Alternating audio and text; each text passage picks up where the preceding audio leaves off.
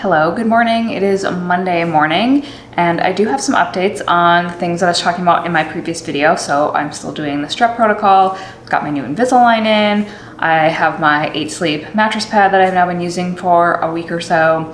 But this morning I'm also going to be starting a continuous glucose monitor.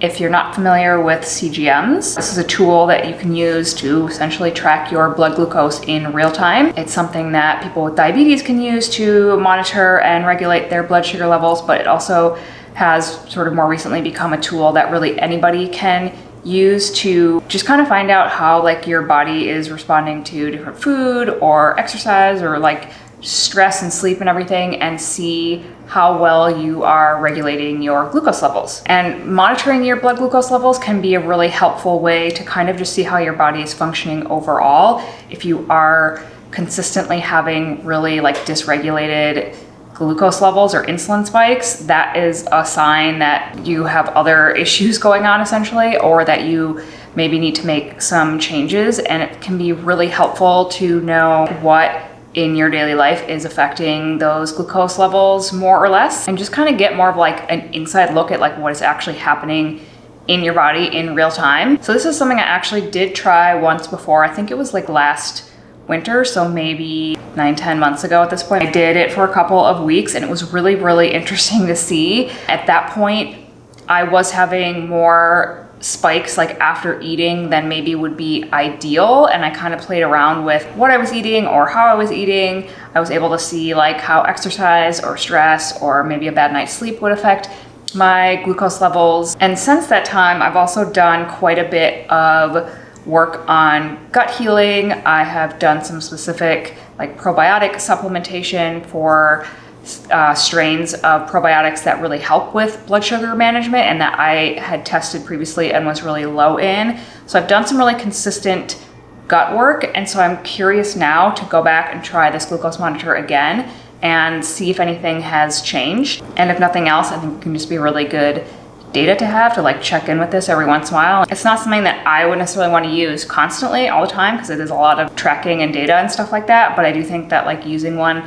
every once in a while, I just find this kind of data to be really interesting and kind of, like I said, get more of like an inside look of like what is actually happening in my body right now. So I'm gonna get this on. You put it on the back of your arm. Basically there's like a little tiny filament thing. It doesn't actually go into your bloodstream or anything. It's not dangerous to keep these in for a couple of weeks at a time. It just goes like into the layer of your skin. I'm not entirely well versed in exactly how this works, but that's a really good like proxy for actual like blood measurements. So then it's measuring like every couple of minutes, and you have an app or it has like a little sensor you can use. So then you can check on it at any time, or you can look at your whole day's worth of data. So it's been a while since I've actually put one of these on. I want to make sure I'm doing it right. So I'm gonna go through the instructions and get this ready to go. All right, so what you do, you unscrew this, you basically press it into the spot that you're gonna be inserting it, and you have to push it all the way in until it's in, and then you put this little like sticky patch around it to help keep it on, and that's pretty much it.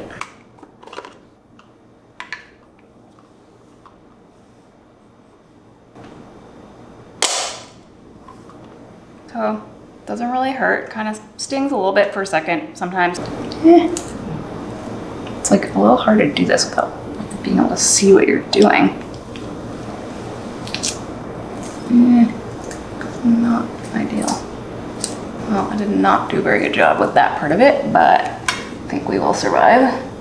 So then I have this little receiver thing that tracks. You can use an app on your phone. I think because I don't have an iPhone, they don't actually have an app that's compatible with my phone yet, so I have to use this instead, which it's a little bit annoying because like you have to keep it within range. You have to kind of keep it on you at all times, but it's also sort of nice to not have to like look at my phone every time I want to know what's going on. So now I just have to pair the new sensor. Okay, so then it takes 24 minutes before it is ready to start taking readings, and then we'll start to see what the measurements are.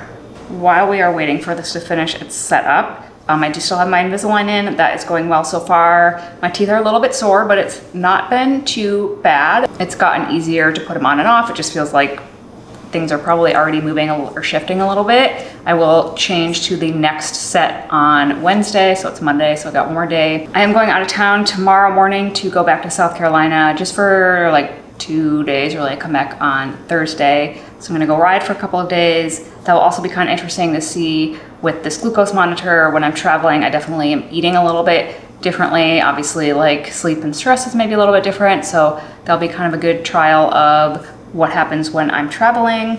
And then I had taken the 9th vial of my strep protocol yesterday. So I have just one more, which I will be taking on Thursday, I guess? No, Wednesday. I'll be taking that last one on Wednesday, and then I will be starting the new packet, the one that's much stronger, more potent, and that will be happening, I guess they'll be starting this weekend. So curious to see what happens to finish out this strep protocol, move on to the next one. Going to be using my CGM this week and really interested to see if anything has changed since the last time I used it. So it's still got about 20 minutes before it's fully set up. I will check back in a little bit once it is starting to monitor. Hello, it's a couple hours later. My CGM tracker has been monitoring now for a couple of hours. So when it first kicked in after the initial setup period, my reading was right about 90, I think. I am about to have lunch. I just actually drank a little bit of bone broth first, which is something that I do not only as a good way to get a little extra protein in, it's good for gut healing, and also as a way to kind of start off a meal with some protein. Eating some protein first can help slow down the absorption of any other carbs that you're eating. I do always try to create meals that center around protein first, and then adding in some kind of healthy fat and some kind of good carbohydrate source. But yeah, I'm gonna have my lunch, see what happens over the next, 30 minutes to an hour afterwards, see where that glucose level goes, and just start gathering more data. I have a little bit of bone broth. I'm gonna have some hard-boiled eggs and turkey. I have some avocado and some gluten-free crackers and an apple. So I have my protein, have some healthy fats and avocado, complex carbohydrates. So yeah, I'm gonna eat this lunch. I'm gonna see maybe at about 15 minutes in, I'll check the glucose levels, and then kind of every maybe 15 minutes after that for the next couple of hours, just to see how much it spikes, where it peaks, and then how quickly it returns back to baseline. All right, it's a few hours later. It's actually several hours later. So I've had some time now to track a little bit. Interestingly, about an hour after I had started eating, I saw a glucose level of 160, which that is high. That's a definite, much more of a spike than I would like to see, especially considering I wasn't eating a high carb meal. I do think there's some conflicting information out there about what is considered normal or okay in terms of glucose spikes. When I have talked to practitioners that I work with, the general consensus is that basically the lower the better, the more even you can keep it, and sort of the fewer glucose spikes that you can have anytime throughout the day, but especially when you're eating, the better. And ideally staying below 120 at all times. The other factor here is how quickly does it come back down? So it's if you're getting a bigger glucose spike, does it stay high for a really long time? Does it then crash down and you have a blood sugar crash, or does it come back pretty quickly to what your baseline is and stay there? So on the one hand, even though I had that larger spike, it did come back down within 2 hours of eating. Now I'm back down below 100, and I don't usually experience any kind of a crash. Previously when I have tracked this, I never had any kind of low blood sugar levels. I think that's a positive sign, but it is not ideal, at least in my mind, that I'm having that kind of a spike after a meal, especially after a meal that is more focused on protein and fat. That's kind of surprising to me. I'm not really sure what that means, or that I'm gonna do anything drastic at this point. Obviously, I'm still just starting to gather information, get that data for a few days or maybe this first week, experiment a little bit with some different things, see what I notice, and then I will likely, follow up with my doctor, kind of talk about what I'm noticing and what I might be able to do if anything is needed to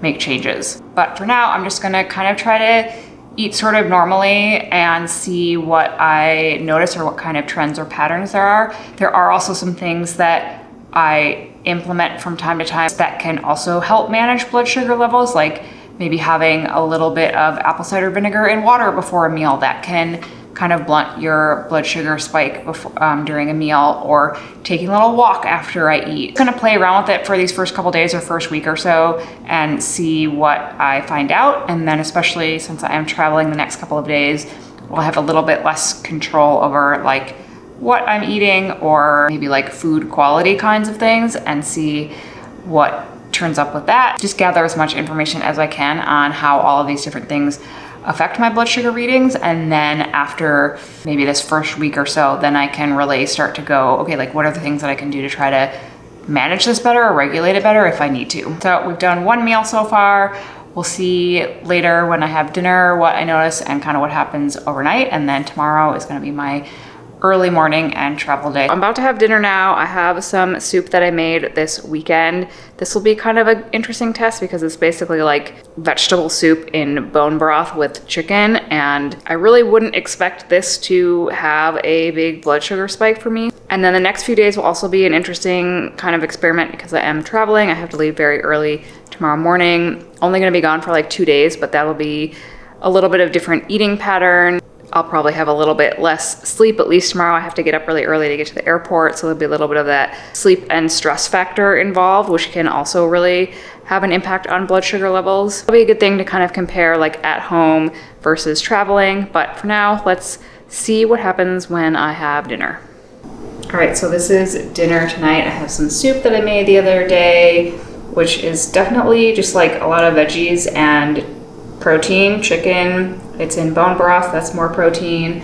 Not super like carb heavy here. And then I do have a couple of clementines that I'm gonna have also. Let's see right now, I have my little tracker here. I am at 106. We will see how we do with dinner.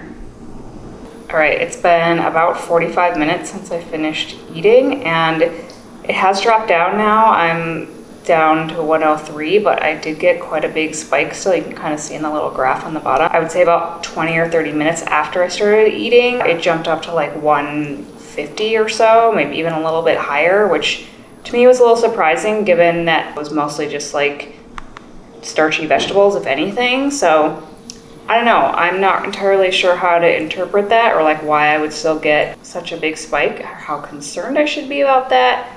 But it did drop down pretty quickly. I guess I just have to kind of keep collecting more data at this point and what kind of patterns start to emerge over more time.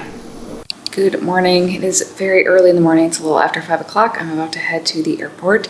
Last night, my blood sugar was quite stable. I think it was around 80 the whole night, so that's good. Before I head to the airport, I'm going to drink a hydration drink that I make every morning. It has electrolytes and coconut water. It has some amino acids and collagen, so there's a little bit of protein in there as well. I also put my creatine in there every morning, so it's very hydrating, gets me a little bit of very easily digestible protein in the morning, and it's just a good way to drink like 12 to 16 ounces of water right away in the morning as well. Gonna chug this down and head out the door.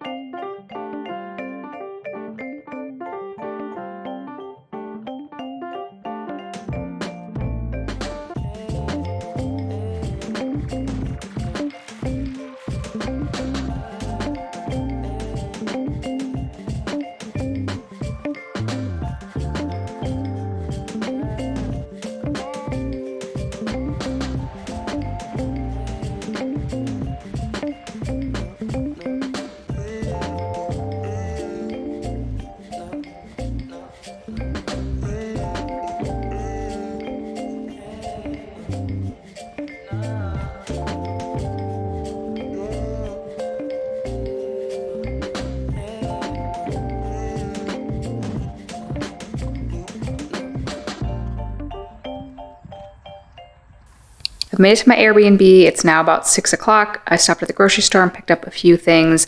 I'm going to have dinner. Okay, so here's my sort of weird random thrown together Airbnb dinner. There's not a lot of options at the grocery store here, so I usually try to bring some things with me and then like supplement with what I can find here. So I had like a pouch of these like spicy black beans and some salmon. Like again, it's like one of those little pouch things. So got a good amount of protein, a lot of fiber in the black beans, and a good source of carbs. Was able to find these little single serving avocado things at the grocery store, so that was really convenient. And then I also got some microgreens as some veggies and some pickles. Just trying to find like anything that's easy and that I can use up while I am here. So then I also got a little bit of pineapple. So we're gonna see how this goes. Okay, we're like 15 minutes or so after I finished eating. Already up to 1:44. So I am gonna go take a little walk and just gonna see if that changes anything.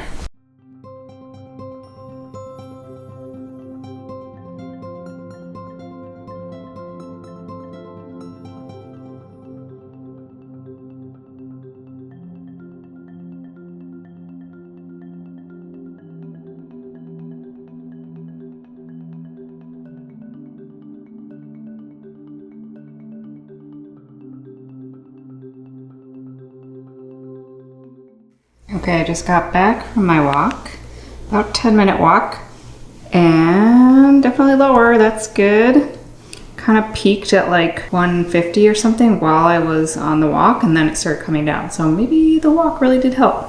Good morning, it is now Wednesday morning. I am going to go ride in about an hour, but I have a little bit of time this morning, so I'm gonna do just like kind of an at-home or at Airbnb workout. I checked my little glucose tracker this morning, and overnight everything was fine. It was like, I don't know, 85 to 90, which is good, but still so far have been seeing a lot of higher spikes than I would like to after eating in particular. And it does come back down pretty quickly, or like within a 2-hour window after eating, and it gets back more towards baseline. As I've said before, just collecting data still, just trying to get like a bigger picture of what is going on. Eventually I will have a conversation with my doctor about this, whether it's something we really need to address or what might be playing into this that we could also be working on. But this is just where I do think this really comes in handy, because like I would have had no idea that my glucose levels are getting too high after I'm eating, or staying too high, or having other factors that are influencing it, and keeping that level more steady is going to be really beneficial long-term health for like other chronic health conditions.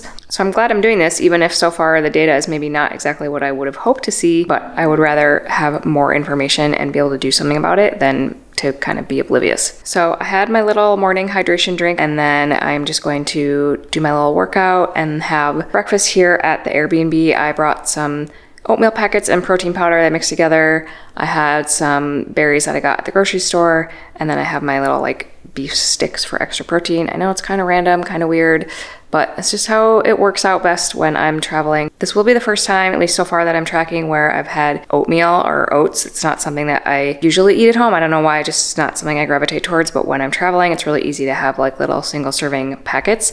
So that'll be kind of interesting, but I did mix some protein powder in there, which should theoretically help slow the absorption of the oats. And also I will have some other protein as well, but kind of curious to see how that affects my levels this morning.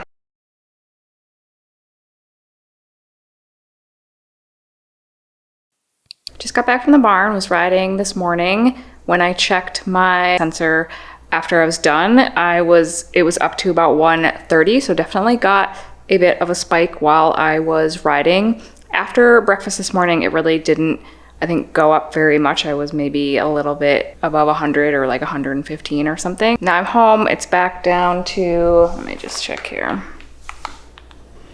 We're at 98 now, so it's been dropping ever since I was done riding.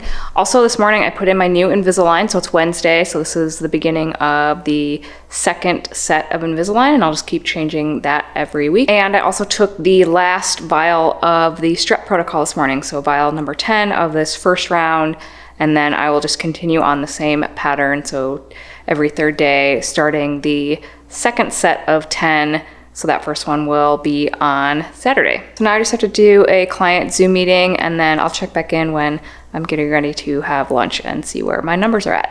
All right, this is what I've got for lunch today. I have some tuna and avocado mixed together, some of the microgreens that I got yesterday, Since I'm trying to always get like 30 to 40 grams of protein per meal, I also have another beef stick and a protein bar that has not only some protein but also some good carbs in it and a lot of fiber. The beef sticks or like beef jerky and protein bars are not things that I would normally eat like at home when I have more access to foods that I can make or whatever, or grocery stores, but just for travel they really are convenient, and so I will rely on those a little bit more. I also have some of this roasted seaweed and an apple, and then right now my glucose level is 93 before I start eating.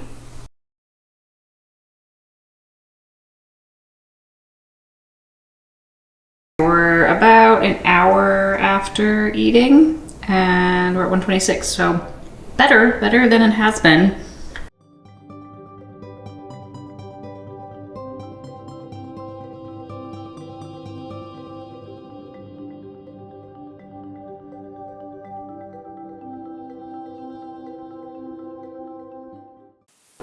Hello, it's a couple days later. I am now back home. Yesterday was travel day. Had to leave super early to be able to ride before I flew home. So now that I'm back home, I'm curious to see if like eating just a little bit more normally and kind of like making most of my food at home versus having to kind of get by with what I could find. This morning I did a workout and I had like a little snack before my workout. I also had my usual morning hydration drink. None of that caused any major spikes. I think I stayed like between 90 and 100 from all the way through the morning. I had a little bit of a spike during the workout, but it wasn't very much and it came back down. And then after my workout, I had a protein smoothie that also did not cause very much of a spike at all. So that was good to see. One other thing I really noticed the last 2 or 3 days, I guess the last 2 days, is especially after dinner, I made a point to take a short walk like immediately after dinner, and that really did have a significant impact on my glucose levels. As soon as I would get out and walk, and I'm talking about like maybe a 10-minute walk, but within a few minutes into that, I had seen like a 20-point drop. And then after about 10 minutes of walking, by the time I got back, it was like I would be back under 120 or 110 and it would continue to stay there or to kind of keep going back down to baseline. Kind of retested that theory last night when I was home and I didn't have as big of a spike, but still was like a little more. I think I was up like to 140 or something like that. Went on a quick walk, same thing. By the time I got back, I was like under, I think maybe under 110 even. Although, like I said, still not super happy that I'm getting such large spikes, even though I am eating meals that are focused on protein first. So in any case, I'm glad I know that taking a quick walk is really helpful to get that level down. Obviously, it's not always going to be feasible to like quickly take a walk after every single meal. And ideally, I would like to see that my blood sugar levels are staying a little more stable and not getting those big spikes after a meal, but trying to stay kind of neutral on this and look at it as data and information for now, and also see now that I'm home and like I can experiment a little bit more with what I'm eating or kind of how I'm eating and see if I can find any other patterns that maybe keep my glucose levels a little more stabilized. I'm about to have lunch. I'll show you what I'm having and we'll check my numbers before and after the meal. All right, so I have some ground beef and turkey. I have some gluten-free tortillas and some avocado for healthy fats. I also have some salsa for extra veggies and some kimchi for good fermented food, gut health, extra veggies and fiber, etc. And let's see where we're at. So before the meal, starting at 98. All right, we're about 25 minutes after I started eating and definitely on the way up. What the heck is going on? I'm gonna go for a walk and see if I can get this down because that's crazy. It's a couple hours later. I took a quick walk before and that did help. I dropped down from like 198 wherever I was to like 160 something. And then I had to do a Zoom meeting and it did drop down a little bit more like, shortly after I'd taken the walk. It went down to like 130, but it's kind of been stuck there around 130, 135. It's now, let's see, like basically 2 hours since I finished eating lunch and still, let's see, right now, 127. So really not sure what was going on there, why I would get a spike that high after eating that lunch that was very much like not a lot of carbs, and especially like I tried to eat protein first, and just that was odd to me. So kind of surprising that it took so long to drop down, or that it's still a little bit high this far after a meal. I haven't seen that. I think like so far, even when I've eaten meals, like if it does jump up pretty high, it's come back down more quickly, and it definitely have not had a spike that high yet. Again, this is where I kind of start to wonder, like, is it really about the food that I'm eating, or are there other factors? Still gonna be really curious to see at some point when I have another session with my doctor, with my naturopath, to see what her thoughts are on all of this. And again, whether, like, is this something where I should be focusing on trying specifically to keep these numbers lower, or do we need to focus more on other things that are then going to play into how my body is able to regulate blood sugar better on its own. This is also where it can get a little bit tricky, because while data is really helpful, and I'm glad I am doing this, making sure that I don't get too fixated on the numbers, that can become stressful in and of itself, and like that's not helpful in the long run either. And I don't plan on like wearing a glucose monitor forever, just gonna do it for these couple of weeks, see what all these patterns are, see what information I continue to gather, see what my doctor has to say about it, and go from there. But once I have worn this one for a couple of weeks, I will take a break. Maybe I will continue to implement some of these things, like taking a walk after a meal, just to try to help a little bit in the meantime while I sort of figure out what the longer term plan will be. But I just find it interesting that like I would have had no idea that like eating that meal would have gotten me a spike of up to 200. It's certainly not something that like I feel physically. So that is where I think some of these tools can be really helpful, because tracked some of this data and like found out a little bit more of what is going on internally that you might not be able to tell just based off of how you feel.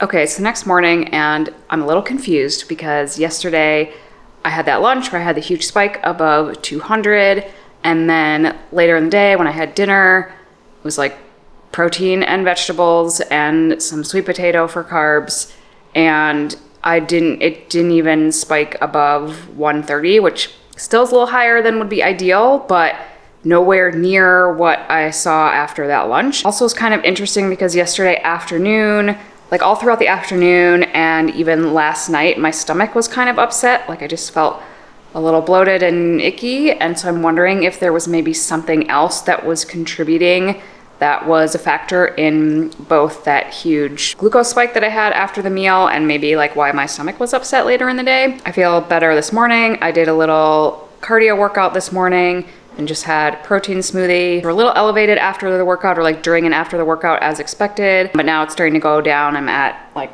103 now. So I think what I'm gonna do is probably sometime maybe tomorrow or in the next couple of days is like recreate the same meal that I had yesterday for lunch and see if I get that same reaction. But yeah, gonna see kind of how today goes, see how my stomach feels, see if that seems to be related at all. I'll try recreating that meal at some point and comparing those numbers. And then this morning I also did take the first vial of the second round of the strep protocol that I'm doing. So it's a much more potent, like stronger dosage. And I have 10 vials every third day. Each vial is the same amount, so it's not like an increasing amount like the last batch was, but took the first one this morning. We'll see if anything comes up with that.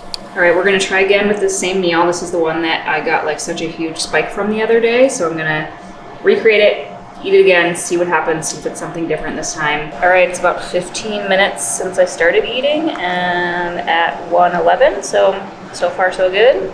I'm gonna have this kiwi, because that's what I did last time as well. See if this changes anything.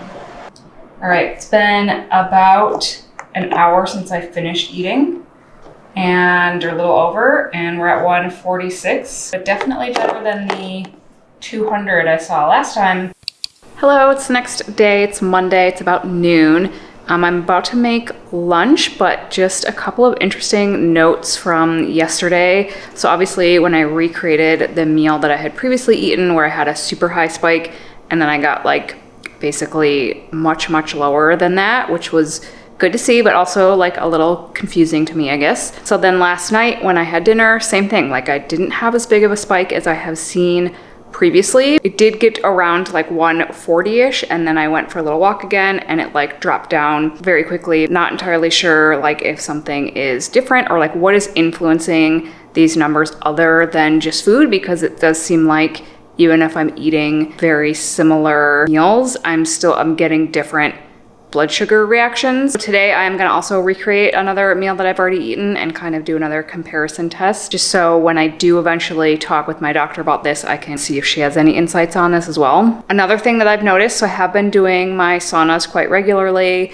Most nights before I go to bed, I do get a pretty good spike from being in the sauna. So I think usually I get to about 140 or 145 once I get out of the sauna. But then interestingly, like I always get in the shower and take like a cool to cold shower after the sauna. And as soon as I am done with that, the glucose number has literally plummeted. Sometimes it's like back down to 80 or gets even lower. And then this morning I did a red light therapy session. I haven't been doing those as much lately since I have been really focused on sauna, but I do try to get into the red light bed occasionally or when I can. Decided to try it out at least once while I'm using the glucose monitor to see what happens with the red light therapy. I did get a little bit of a spike, so I think I got up to like 124 right afterwards, and then again that came down pretty quickly. Tomorrow I'm doing an IV nutrient infusion, and that will actually also be pretty interesting to see, because I do remember previously when I first tried a CGM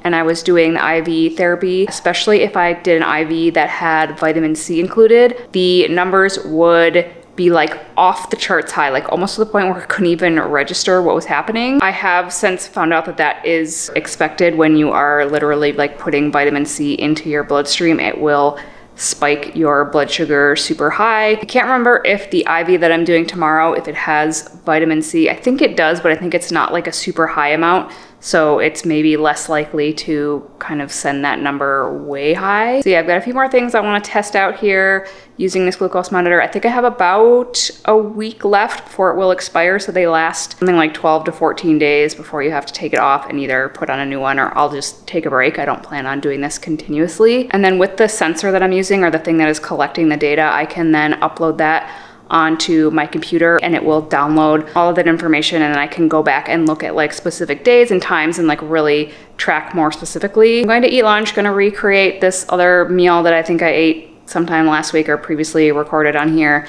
and see if anything is different this time around. I don't remember exactly what my numbers were last time when I ate this, or basically the same meal. I have to go back and check, but just gonna kind of see if the general trend is a little bit lower than it has been, and then I can go back later and find out the exact numbers. But right now we are starting at 95.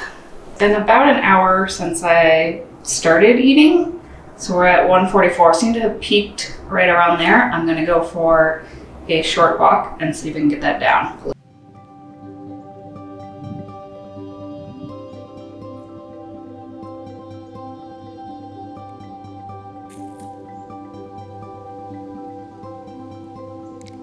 Okay, so after like less than 10 minutes, maybe a 10-minute walk total, wow, we're down to 107 and it's still dropping. So I definitely say that's a worthwhile result.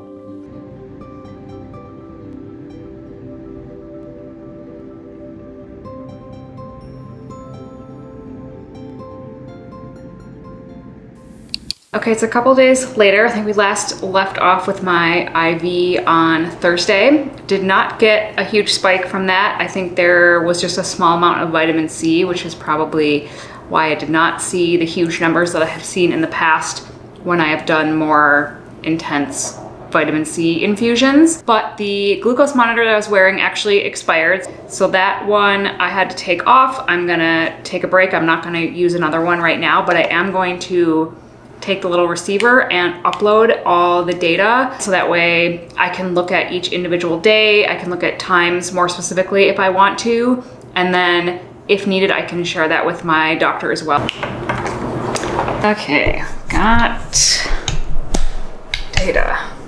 So basically it's just all the data from the 14 or however many days I was wearing it. And then we can look at the daily trend or the daily data, and I can go back to any day. I can look at specific time and, you know, see where the highest points were. Lots of information. What else can we do? Megan's best glucose day. Okay.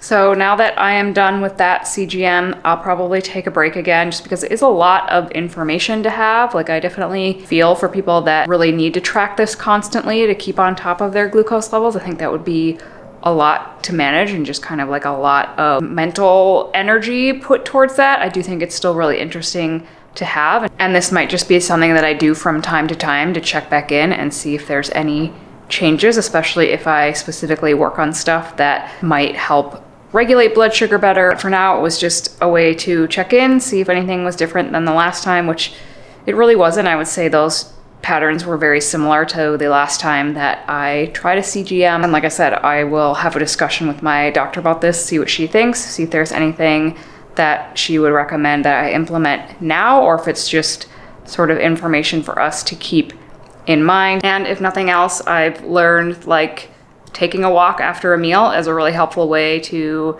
help regulate glucose levels, so I can definitely implement that. Yeah, I'm glad I tried this again, and I'm also glad that I don't have to do it all of the time, but I'm sure I will revisit it at some point. If you have tried a CGM, or if you have any questions or thoughts about this, I would definitely love to hear in the comments if you've had your own experience, what you've noticed. I obviously am no expert. I only have my own experience with this and kind of my own research into it that I know, but if anybody else has other insights, I'm happy to hear that as well. And if you have made it this far, thank you very much for watching. I will see you in the next video.